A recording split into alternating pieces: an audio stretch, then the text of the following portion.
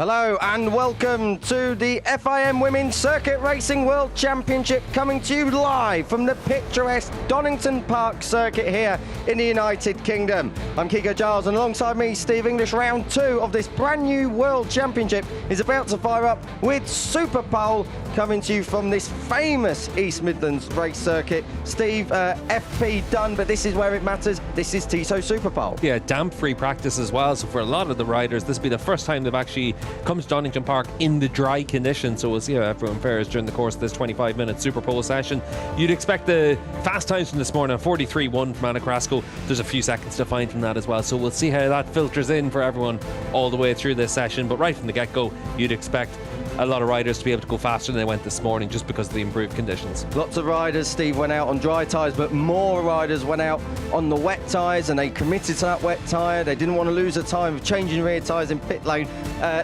It shouldn't be the case in Superpole. The track's dry. Talked to Taylor Ralph about it, the number 8 machine, and Ralph was saying that the track was wet enough in the places you needed it to be wet this morning to still use that wet tyre, and then obviously at the end Carrasco put in the slick tyres and went fastest. Carrasco on top ahead of Sarah Sanchez. Taylor Ralph, big improver in comparison to Mazzano. She's almost fully fit as well. Championship leader Maria Herrera completed that top 4 ahead of Roberta Ponziane, and Adela Jurednichkova in the top 6. Luna Hirano, Ornella Ongaro and Mallory Dobbs, who had a big crash at Craner Curves. That were your top 9. Of course, the top 9, it's the first 3 rows on a World WCR grid, but the 25-minute Superpole session, Steve, the conditions are good, and that's really important because a lot of these riders don't actually know this racetrack. Yeah, the one thing about it is a lot of them have said that it's not that complicated to learn the basics here at Donington Park. Trying to get the intricacies is a little bit longer, but everyone's been able to get themselves relatively up to speed and give themselves a good opportunity from the get-go. One rider worth keeping an eye on is Mallory Dobbs. Just as we pan through this, the number 14 is just to the left, a shot of Maria Herrera. Dobbs had a crash this morning coming down through the Craner Curves, but she was actually very fast in those changeable conditions. Mallory Dobbs is very fast in changeable and wet conditions, so if we get rain across this weekend, expect her to go well. Another rider who's good in the wet is Astrid Madrigal. Expect her to come forward as well. This is your championship leader, Maria Herrera. A fine race last time out. This is race 2, a last lap, last corner pass. Yeah, perfect weekend for Herrera to kick off the World WCR Championship, and for her it was pole, 2 wins, championship lead, and certainly from Maria, she'll be looking for more of the same here at Donington Park. One of the riders that does have experience this track, having raced here in the Super Sport and 300 classes in the past. Yeah, and don't forget as well, Anna Carrasco has got experience at this place. She has actually a race winner back in 2018 in World Supersport 300. So if that's any form guide to go off, we could be in for more of the same from Mazzano. Yeah, and I think it's one of those situations where you'd certainly expect the 4 or 5 riders that were very fast and competitive in Mazzano to still be right up at the front, but we'll wait and see who's able to make the step to go with them. And obviously you'd have to throw into that mix as well the likes of Jessica Howden, obviously out of action for this weekend, but a rider that's been very fast at Mazzano, and when she gets back on track, she'll expect to be in the front. So there is a group of riders at the front that have the speed to go with each other in battle. Just before we get on to the action itself, we have got some riders that aren't in action. Let's start at the top. Sarah Varon, she's still injured from an accident that happened in pre-season testing during Cremona. She's been replaced by the Dominican rider, Cristal Silfa. Jessica Howden, unfit from race 1 at Mazzano. She is in the paddock, but she's still not been declared fit, so she's out of action too. Isis Carreño has injured her ankle in a testing or in a racing incident over in South America, whilst it is Irene Nadieva who completely misses the round due to basically having a bag stolen, which then had a passport in it, and she literally has not been able to travel. Of course, we also have Mia Rushton, who is not fit. She's still in hospital recovering from her incident in Mazzano, and our well wishes from everyone here in World WCR and the rest of the wider World Superbike paddock go on to her and her family as they continue fighting and trying to get better back home in their native Norway. We're underway then for World WCR Superpole. That's all your housekeeping done. Steve, these opening few laps, this will be really really, really important just to stay upright, because we saw earlier the track wasn't in ideal conditions. A lot of riders still not knowing this track in fully dry conditions. Yeah, this will be the first time everyone's got that opportunity to go out there without the damp patches, and they'll expect that they'll be able to go faster than they went this morning. Obviously, with that track time, the time then to be able to assess what you had learned and what you needed to do, and then you go back out again now and you'll see how the track conditions have changed and how you need to improve. But the biggest issue for all the riders in the World WCR is the fact that track time is limited, and you've got that morning pre-practice session to learn the track. Donington, a track that you can figure the basics out pretty quickly. It's when we get to somewhere like Portimao that'll be much more complicated for some of the riders. But coming into this Superpole session, they'll have that base knowledge that they need, and then it's a case of just getting yourself ready to get yourself fully up to speed. And some riders have tested here or had track days here as well, and that does make a big difference. Taylor Elf, the number 8 on your screen, was one of those riders who has been here. So Taylor Elf did a test a couple of weeks ago and got down to business on this track, and I think I was speaking to her over lunch, that's exactly why she was been able to hit the ground running straight away this morning and up inside the top 3. I was actually speaking with Ran Yochai, the number 10 Israeli, here in the World WCR Championship yesterday and today, and she said that the track itself is actually relatively straightforward to learn, apart from the last 2 corners. Why is that, Steve? Well, the biggest problem you have is the last corner is so off camber and unnatural compared to what you'd expect, that you're always having to be almost at the tips of your fingers through there. You're not grabbing the bike by the scruff of the neck and trying to really just rattle into the corner, and I think that's one of the big challenges for a lot of the riders to deal with. The Melbourne Loop is just not a corner that pretty much any rider likes, because it's downhill, it's slow, and it's not as fun and fast and flowing as the rest of the Donington track. Obviously, Donington had to be extended to a certain length to be able to host Formula 1 and MotoGP races, and that's the loop that was added for that, and that's why you end up with a circuit of 2 halves. We are just coming through Starkey's Bridge. This is turn 5. Roberto Ponziani right there in the mix, just behind Lennart Kemmer on the number 35 and the number 10 of Ran Yochai just there as well. They actually did a track walk yesterday with Ron Haslam. Now, Ron Haslam, how many laps he must have done around Donington Park? That is unlimited amount. But there was a lot of insight given, top tips given for the kind of bikes that they're on. So they'll have learned a lot from that track walk, but they'll learn even more in this session. I think we'll be expecting, Steve, that the times tumble all the way until the checkered flag. Yeah, 43.1 was the fastest time in this morning's session, and you wouldn't be too surprised if pretty much straight away we're down to that sort of pace as well when riders come through with their opening flying laps. Ralph just about to come across the line. It was a 44.8 from her this morning, already half a second faster than she went.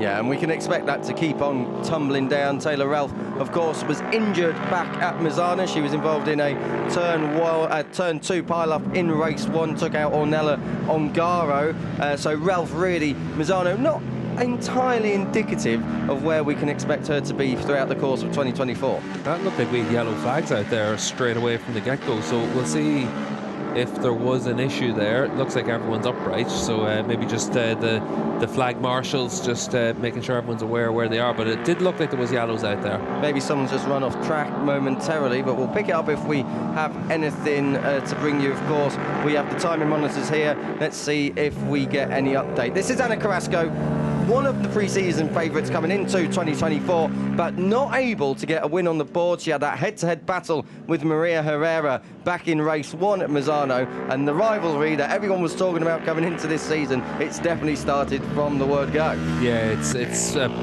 pretty powerful rivalry, and I think that for both of those riders, they know that that's exactly the rider that they have to beat and they need to beat, and I think for Herrera, I think was very important to do that, and you saw that with the moves she was making on the last lap to give herself that chance to win the races. But for Ana Carrasco, she'll know that there's going to be chances to win races through the course of this season, and she's just at the fastest lap of the weekend so far, so her first lap, she's laid down a little bit of a marker there to Herrera. Carrasco, of course, like I said at the top of this show, a race winner here in World Supersport 300. Maria Herrera hasn't been to Donington Park. It's one of the few tracks where she doesn't actually know, at least in the competitive nature anyway. So Maria Herrera starting maybe on a little bit of a back foot, but she's had plenty of experience in Moto E in the last couple of weeks, so bike fitness absolutely not a drama. I think we'll be able to expect her to come right the way through the order. Herrera is third at the moment. Carrasco, Ralph and Herrera, your top 3. Sanchez, who was second in race 2 at Misano, is fourth, ahead of Mallory Dobbs fifth. So good to see Mallory Dobbs back on form somewhat, and back inside those leading positions after that rather big crash back at turn 3 this morning, Steve. Yeah, and I think certainly for Dobbs, it's about trying to give yourself that opportunity to come back and get yourself up to speed, but fast in this morning session, and she'll be expecting to do more of the same during the course of the rest of this weekend, and give herself the chance of being able to fight it out for top 10. We saw in Misano she had decent pace at different times in the weekend, but once you're down the order, it's quite difficult to make your way back up through the groups. Beatrice Naylor, as you can see there, the number 36, just slithering into the Goddard's hairpin that ends this lap. Naylor, so unlucky to come away from Misano without a podium. She was in the top 3 in the last 2 laps of both races and was pinched both times on the last couple of sectors. So for sure, Beatrice Naylor on the Pata Promethean Yamaha will be trying her absolute best to give the team a home podium here. Herrera crossing the line, just going up to second place. So 42.341. Carrasco has set a new all-time lap record. That's a given because we only had damp running this morning. We are already more or less over a second quicker than what we went in free practice this morning. Yeah, as you'd expect, and the times that a lot of the riders were expecting to be at the sharp end were in the 41s, so we'll see if anyone's able to just find the steps that they need. But Carrasco, she's going to get faster and faster in the course of this 25-minute session, you'd imagine. And then for Herrera, good job to be up there from the get-go in second position. She was down in fourth on the times this morning. I think she stayed out in the wet tyre all the way through, so this was her first couple of laps in the dry conditions, and she's still having to readapt to being back at Donington, first time here in 6 or 7 years since her 300 days, and back in the 300 class. This was one of the tougher tracks for her. She didn't score points in the race that year. Roberta Ponziani in fourth, and Lucy Michelle just moving up inside the top 5 there, so 2 improvers as we are just coming into the first 10 minutes of this session being completed. Anna Carrasco, 3 red helmets up at the moment, but it is all a little bit academic at this point because we are expecting the times to get really quick, sub 140s for sure. Carrasco coming through Goddard, and she'll be coming down across the line any moment now. Naylor in behind her, so Naylor getting a good view of Carrasco. Carrasco, as we've said, plenty of experience here, Stephen. Experience seems to be the key factor in World WCR. It's always a key factor in any form of racing, but to be able to hit that ground running on a bike you've not known before, but coming to a track which you've got plenty of laps on. Yeah, I think it's one of those things that at the end of the day, Carrasco and Herrera are the riders with the pressure on their shoulders. They're the ones that know the tracks we're going to go to. They're the ones that have raced at World Championship level on a consistent basis for the last 10 years. They're the known commodities. And I thought that's where it was impressive at Misano that a rider like Sarah Sanchez on the number 64 machine went with them all the way through the weekend. That shows the level that she has and what she then needs to grow during the course of the season. So we'll see how she does here at a new track for her. This is the number 64 Sanchez, but at Misano, I thought she was one of the more impressive riders to come in to that leading pack and give herself a real chance. Yeah, and I think had it been against any other rider than Maria Herrera, perhaps that last corner move wouldn't have happened, because that turn 16 at Misano is a very difficult corner to make that pass on. But Maria Herrera, she made it stick, and Sarah Sanchez will have to wait for that first victory. But as you say, Steve, echoing your sentiments, very impressive. This is Paquita Ruiz, the number 46. Top 10 finish for her in race 2, battling with Ornella Ongaro and Ran Yochai for the 7th place overall. Ruiz solid in that second race in the top 10. Yeah, and I think it's always important to be able to give yourself those opportunities, but 2 top 10 finishes, qualified on the 4th row of the grid last time out. That was where her pace was, and she didn't make any big mistakes and was able to come away with decent points. And I think for a lot of the riders in this class, that's probably the biggest thing to take from each round through the course of the season. Are you able to avoid making the mistakes and keep gaining that experience? And for a lot of riders, even though we're only into the second round of this championship, you actually have to look at them for their second year in the championship, what they're going to be able to do, because the jump that they have to make to be able to go with someone like Carrasco or Maria Herrera at the front of the field is probably too much to make up in the course of a year, given what championships different riders have been in the past. So it is about week on week figuring out who's been able to make that progress, who's been able to keep avoiding making mistakes or anything like that. So I think that's probably one of the big things to just keep an eye on in the class. The number 4, as you can see on your screen, is Emily Bondi. Emily Bondi was injured back at Misano with crutches. She's now off the crutches. I think she's still a little bit injured, but she's a lot better. And I think we can expect her. She was at the back of the field back at Misano due to that injury, but I think we'll be expecting a little bit more from her this weekend, of course. She is looked after in that team by Xavier Simeon, so no shortage of experience. But really, Emily Bondi looking for point-scoring finishes this weekend. Yeah, she had a point-scoring finish in the opening race of the championship and then retired from race 2. But it is about trying to give yourself those chances of scoring points and just keep picking up points where you can. And as you get fitter and more experienced, then you start to make that bit of progress. What's interesting right now is, though, Anna Carrasco, you can see her right here on the rundown in towards Goddard's, on course to move a little bit further ahead of the rest of the field right now, but 0.8 of a second is the margin between herself and Maria Herrera. Sarah Sanchez is up there on the outside, the front row of the grid, halfway through the session. She's 2 seconds back, so there's a big time gap right now here in the World WCR, and probably not too unexpected after what we saw this morning with those changeable conditions.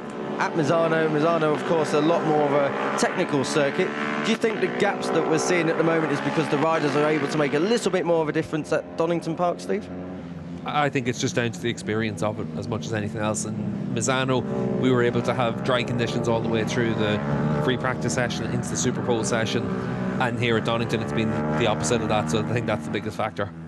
Of course, we are now in the second half, nearly, of this Superpole session. We're looking at the number 21 of Nicole van Asverken. She's just coming down towards the Melbourne Loop now. Point scorer at Misano. She'll be looking to try and break into the top 10. This is Adela Jurenichkova. I'll try and get that right and a bit more fluent as the season goes on. But she's been right on the door of the top 10 here. Not quite a Misano she'd have wanted, but looking good. And I think these two, Jurenichkova and van Asverken, will be looking to try and get that top 10, top 8 and bridge that gap they were they just had between them and the next group ahead of them in Misano. Yeah, turning points into top 10s is the goal as you move into the second round of the year, and just trying to see if you're able to make that little bit of a step. And some riders are going to be able to do it, some riders are going to struggle a little bit for it, but it's just about seeing who's able to make those steps.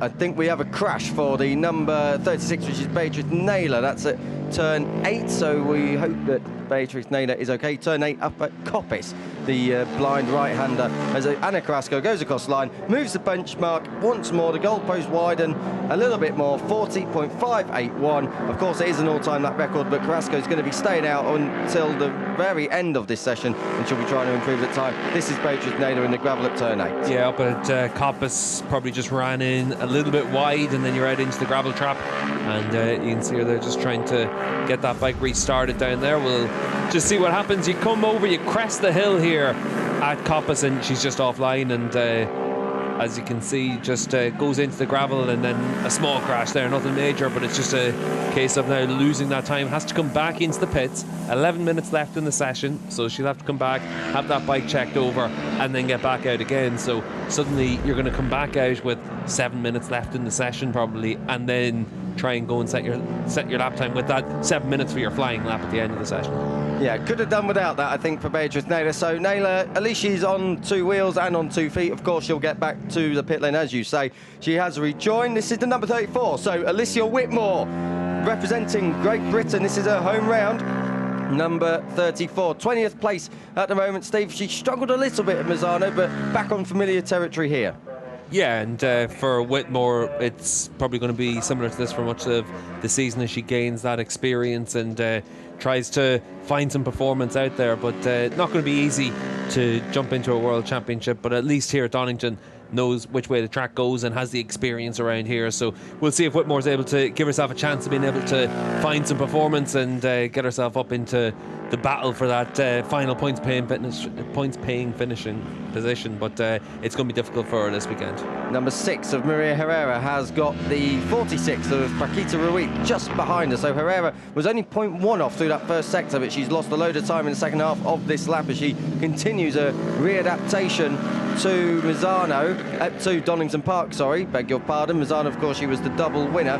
As she comes across the line, no improvement, but Ruiz does improve. That's up inside the top 9. A couple of laps being cancelled, that's for the yellow flags for Beatriz Naylor. Just a rundown of your top 10 as it stands. Carrasco, Herrera, Sanchez, Ponziani and Beatriz Naylor the top 5. Taylor Ralph, big improvement. She only qualified down in 16th at Misano, so massive improvement for her. Lucy Michelle there in 7th. Mallory Dobbs, Paquita Ruiz and Ran Yochai the top 10. Looking to try and get in the top 10 is the number 19 of Adela Juredničkova, the rider with a pink crash helmet coming through Goddard's now as they go into the last 9 minutes of this session. Down and across the stripe, what's it going to be? Does she go in the top 10? She does. That up into 9th place for her. She only qualified in 17th last time out, so Juredničkova looking a little bit more at home here. Yeah, good lap there to put herself into the top 3 rows of the grid, but there's still big time differences out there. 1.1 seconds between Carrasco and Herrera, 1.7 seconds separating the front row of the grid, and then into that second row of the grid you've still got 2.5 seconds, so there's a bit of margin there for riders to find some time and move themselves up the order. This is Ran Yochai coming through the final corner. She's just behind the number 28 of Ornella Ongaro. Down and across the line she comes. Ongaro up in 8th, Yochai in 10th. These two spent lots of time on track across the course of the weekend at Misano. Ongaro eventually getting the better of Yochai, but this time 8th and 10th respectively. Just on the timing tower on the left hand side of the screen there, you can see in 12th position Ruiz is on course for personal best. She's behind Maria Herrera, just about to come across the line there. We'll see if she's been able to move up into the top 5. Fantastic spot there, Steve. 5th place for Ruiz. That's a massive improvement on where she was. She was only 10th at Misano, so moving on up through. This is number 33, just coming out of shot is Chun Mei Liu. Now down in 17th, of course, she was one of the stars of Misano, up inside the top 10. She really should have had 2 top 10s, but she crashed on the last lap of race 2. But down in 17th, perhaps just taking a little bit longer to try and learn the track, but expect her to come up the order as this weekend goes on. Ruiz just going a little bit wide there through the old hairpin, but keeping it on the island just about. So Ruiz up inside the top 5, and as you can see just behind her on the timing tower, Naylor has come back into the pits following that accident, but she will be able to rejoin very soon, I'm sure. Just with Maria Herrera on the number 6 machine, just put in a personal best through the first sector, lost a lot of time in the second sector, so it looks like she picked up a bit of traffic there maybe in sector 2, but had been within a 10th of a second of Carrasco's fastest time through the first sector, so at least now starting to get that confidence to push on and give herself a chance of qualifying on that pole position. Lucy Michelle in 7th place, so the German rider coming through Redgate up inside the top 7, head of the 3rd row provisionally with just over 6.5 minutes to go. Taylor Ralph in the middle of that 3rd row as it stands, and it doesn't look like she's going to improve this time around. Sarah Sanchez with a red sector going through the first sector, so she might be 1.6 off right now, but let's see how this lap fares as she continues to get her head around Donington Park. Ralph there coming through, no improvement from her. No one on that last lap really making any inroads inside those top positions. Just about Sanchez as well, lost ground in that second sector. She's got Whitmore in front of her on the track, so we'll see if she's able to clear her quickly. This is Sanchez. We pick her up now, the number 64, going down in towards the Foggy S's. These were opened up a few years ago, just over 10 years ago actually, from a dead stop, pretty much flip-flop chicane to a rather much faster S's as they are named. So good stuff there coming through. Sarah Sanchez, she's just coming on the exit of the Melbourne Loop. She's going to be working her way towards Goddard. Is Whitmore going to get in her way? I think she's just far enough ahead. Next lap's actually going to be quite helpful for Sarah Sanchez because she'll use that toe and make the move into Redgate, you'd imagine, and pick up a little bit of extra top speed on the run across the line. She's slipstreaming away now. She's going to go and pass Whitmore probably before turn 1. Sanchez does improve her time, goes up to 3rd, but she's still got a long way to go. 1.4 seconds until she gets to Carrasco. She tips in now to turn 1. Yeah, she lost 1.4 seconds as well from the run from turn 3 to the end of the lap. So in that first sector, the very short first sector, only through Redgate and Hollywood, and then you finish that sector. So it's about what she does in the next couple of sectors. You can see another red sector time there for sector 1, but needs to find something through the rest of it. What's going to be interesting for Whitmore is, can she latch onto the back of Sarah Sanchez and maybe give herself a chance of moving up onto the front 6 rows of the grid? And even if she doesn't necessarily stay with Sarah Sanchez, she might be able to learn a trick or two if she's following her close enough. Yeah, she's 5.4 seconds down, so if you've got a rider up there that's within a second and a half of the pace setters, you should be able to use that as a nice reference to give yourself the chance to be able to find a little bit more performance out there. Just going up into 6th place and a provisional 2nd row, Taylor Ralph. So good stuff from the number 8 as Maria Herrera goes across the line. Still 1 second to find. Ponziani tucked in right behind her as they dive into Redgate. So Herrera still with a bit of time. Oh, it's Lucy Michelle. It is. Number 16 has gone down. Oh, that's turn 3, Craner Club. So Lucy Michelle has gone down. She was holding her left wrist there as we just picked her up. This is what happened. She's gonna, yeah, has she gone down? Yeah, she's gone down already. Through the typical Craner crash, and at least able to walk away from that. Yeah, good to see her up on her feet straight away. Yeah, I think she just banged her left forearm there a little bit. So Lucy Michelle, the bike crashed well there actually, didn't pick up or anything. So Lucy Michelle hopefully will be okay to take part into tomorrow's action as we pick up Maria Herrera now making her way up towards Coppice. I think this lap may have just gone away from her a little bit. A long look over her shoulder to see Roberta Ponziani. Ponziani at the moment in 4th place, about just under 0.4 of a second behind a front row position. So Ponziani, who couldn't quite crack the podium last time out in her home round at Misano, will be looking to try and make a difference here at Donington Park. Through the S's goes Maria Herrera as she's trying to take that pole position, but Carrasco looking comfortable in P1 so far. Yeah, Carrasco hasn't been touched by anyone up to this point, so she's got a second in hand over Herrera. Herrera's got time for 2 more laps, so we'll see if Maria on the number 6 machine is able to get herself a little bit closer. Last time around she was a lot faster in Sector 1, but as I said, Sector 1 is not where the lap time's made. Sector 2 is where you need to find some improvement. Sarah Sanchez has done that in this lap. You can see at the bottom of the screen there, just 0.2 of a second off Carrasco's time at the halfway stage of the lap. Yeah, we just saw on screen there as well, Maria Herrera was backing it right into the final corner and she made a complete mess of it, and that may have sacrificed a little bit of this lap actually, because she was very, very wide coming onto the straight. Might have been a good slingshot as well. This is Sanchez. We pick her up now. She's 0.75 of a second off now, but this should put her in P2. Yeah, lost half a second there in Sector 3, and it could put her into P2, but she needs good runs to the line as well. I think that Herrera might be a little bit stronger in that final sector. Let's see if she can do anything on the exit of this final corner.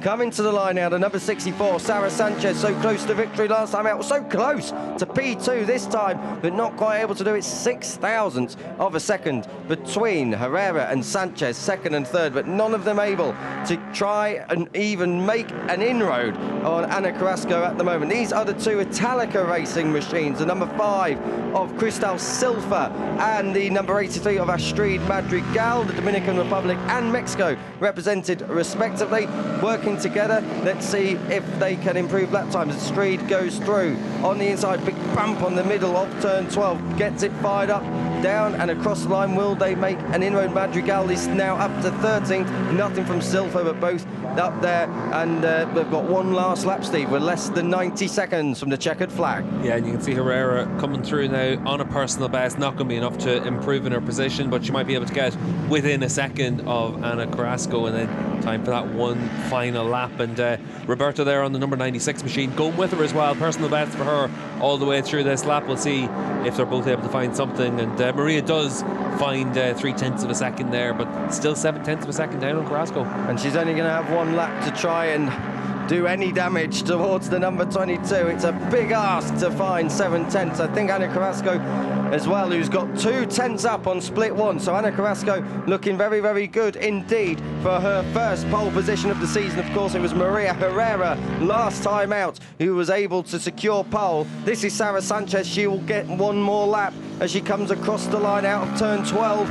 We have got less than 30 seconds on the clock. Can Sarah Sanchez do anything? She's 0.7 off, 0.8 off, so she makes another step, but is unable to improve her position. The problem is you improve your lap time and everyone else is doing it too. But this is impressive from Sanchez, actually. First time here at Donington as far as I know, and able to get faster lap on lap, and that's what you need to do if you're going to give yourself a chance in this championship. So Sanchez, again, just backing up what she did in Misano. Very good stuff indeed from the number 64. This is the 22 of Ana Carrasco. Carrasco has lost a lot of time in the second half of this lap. It's not going to be an improvement, so it's going to be a 40.581 to beat for everybody else. Will Carrasco? Yep, she takes the flag indeed. Herrera, where is she? She's in the fourth sector somewhere. She'll be coming to the line very, very soon. Sanchez with a red sector and 2/10 up as well. So Sarah Sanchez, keep an eye on the 64. She's in third as it stands. Ralph across the line. She's on a personal best and moves up to fourth, head of the second row. So good stuff indeed from Taylor Ralph. Naylor just the motor goes fourth. Ponziani also on a quick lap. That could be up to fourth. It is up to fourth. Ruiz takes seventh, but we are waiting for Sarah Sanchez, and I think it's just gone away from her in the second sector, Steve. Yeah, for Sanchez, loses a lot of time there in sector 2, and I think she's got a bit of traffic in front of her, and that could well be what's costing her. Unlucky there, yeah. Chun Mei Lu, the number 33, just in front of her. So Sanchez, it will be a front row start, barring miracles further down the order, but very good stuff, solid stuff, as you say, Steve. Although it's not going to be a pole, it is going to be a front row, a second front row once she comes across the line. It will be interesting to see what Sanchez has to say after this. Lose out on an out lap as well, so obviously at the second half of the lap, able to get herself up to speed, but we'll see if it ended up being a case of just catching her at the wrong time.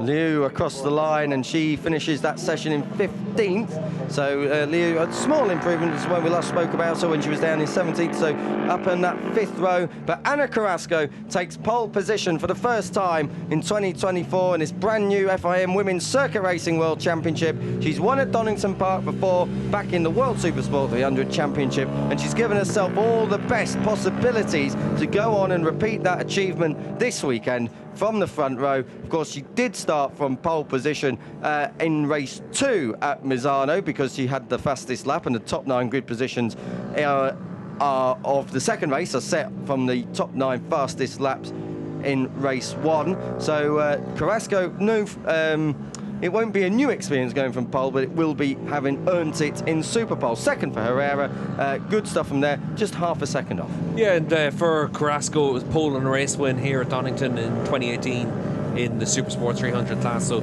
she'll be hoping for more of the same.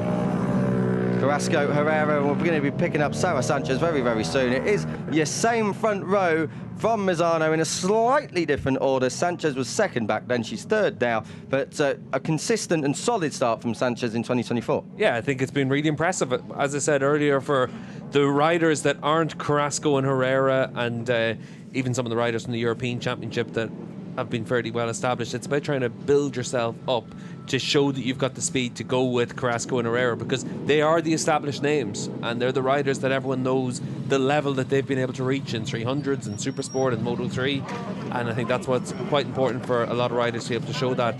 Sarah Sanchez has been able to do that in Misano and now into this session. What's impressive isn't the front row, it's getting faster and faster all the way through that session and clearly learning and developing. 0.8 of a second means that she's got a chance in tomorrow's race, because single lap pace doesn't really matter as much as just being able to stay in the group. So she'll certainly be confident of being able to fight for another podium tomorrow. And just a quick word on Beatrice Naylor and Taylor Ralph inside the top 6 and on that second row. Yeah, solid effort, and what you'd expect from Naylor, obviously third row of the grid last time at Misano, up to that second row, and good effort from Ralph to give herself that chance to be able to put Misano behind her and the crash and the shoulder injury as well. Just for reference, Naylor was in 7th place at Misano. It was 16th for Taylor Ralph, so big improvements there for 5th and 6th. But Ana Carrasco is the rider who is on pole. It is her first pole in World WCR. It's the first pole for the Evanbros team, and let's hear from her to find out all about it. Ana, what a lap to achieve your first ever pole position in World WCR. How do you feel right now? Honestly, I'm quite happy because I felt so good on the track since lap 1. We are improving a lot every lap. I felt really good on the bike. I think the team is doing a really good job. So I feel confident, I feel fast. I think my pace is really good for tomorrow's race. So yeah, I will enjoy this pole position and then focus on tomorrow's race. Brilliant stuff. Congratulations. Thank you. Ana Carrasco, pole sitter for the first time in World WCR. She is going to lead the pack down towards Redgate when racing gets underway. It's an all-Spanish front row once more. Herrera and Sanchez second and third. Fourth for the second consecutive round for Roberta Ponziani. Naylor, Ralph, Ruiz, Michelle, Ranyochai with a personal best in 9th. There, and in 10th place, Ornella Ongaro. Keep an eye out on those two because they battled hard back in Misano. all the way through. Home hero Alicia Whitmore in 20th place. Andrea Sibaka completing the 21 rider field, a slightly depleted field here in the UK round. Anna Carrasco takes pole position. She storms to pole position. Half a second is her advantage. Will she be able to overturn the results from Mazzano, where she was behind Maria Herrera, and get her first win on the board? Race is coming live, free on YouTube, don't forget, all over the world, tomorrow, Saturday, and race 2 on Sunday.